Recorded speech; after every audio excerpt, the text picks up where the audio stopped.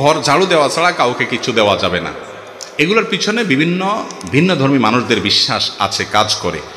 এরকম আরো অনেক কিছু আছে, কিছু জাল হাদিস আমি চিন্তা করছি এগুলো নিয়ে, এগুলো কেন বানাইছে, কারা বানাইছে। সৎ উদ্দেশ্যে কিছু জাল হাদিস বানাইছে, সৎ উদ্দেশ্যে জাল হাদিস বানাইলেও সেটা অসৎ কাজ, হারাম কাজ।